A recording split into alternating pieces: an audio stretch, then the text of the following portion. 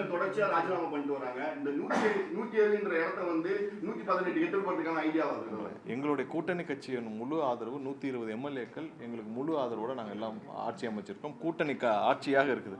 முதல் முறையாக தமிழகத்தில் கூட்டணி ஆட்சி. இனிமேலும் கண்டிப்பாக தமிழகத்தில் கூட்டணி ஆட்சி தான் இருக்கும். அதில் எந்த மாற்று கருத்தும் இல்லை. ஆனால் இவர்கள் ராஜினாமா செய்வதற்கான காரணம் தெளிவாக நாங்கள் முன்னாடி சொல்லிட்டு இருக்கோம். திரு எடப்பாடி அவர்களும் திரு ஸ்டாலின் அவர்களும் சேர்ந்து ஆட்சி அமைக்க முயற்சி செய்தால் யார் ஒத்துப்பாங்கன்னு கேட்குறேன். இவர் 2 பேரும் சேர்ந்து ஆட்சி அமைக்க முயற்சி செய்தால் யார் ஒத்துப்பாங்க? யாராவது அவர்கள் வீட்டில் இருக்கிறவர்களே அவர்கள் கட்சியில் இருக்கிற அடுத்த கட்ட தலைவர்களே யாரும் ஒத்துக்கலையா? இது ஒரு காரணம் தானே எல்லாரும் வெளியேறது காரணம். அதிமுகலேருந்து ஒரே நாளில் அவ்வளோ எம்எல்ஏக்கள் வெளியேற முக்கிய காரணம் என்ன? இவங்க 2 பேர் சேர்ந்தால் எப்படி போய் மக்களை சந்திப்பாங்க? இந்த 2 குடும்பமும் அவங்களுடைய சொத்துக்களை காப்பாற்றிக்கிறாங்க. திரு எடப்பாடி அவர்கள் குடும்பமும் திரு ஸ்டாலின் அவர்கள் குடும்பமும் சொத்துக்களை காப்பாற்ற இந்த வேலையை செய்கிறாங்க. ஸோ அவங்களுடைய சொத்துக்களை காப்பாற்றுவாங்க. பட் அடுத்த கட்டத்தில் இவங்க எல்லாம் மற்ற மாவட்டத்தில் இருக்கவங்களாம் போய் மக்களை சந்திக்கணும்ல. இவர்கள் 2 பேர் வீட்டை விட்டு வெளியே வர போகிறதில்ல. அவருடைய இருப்பிடமே வேறு.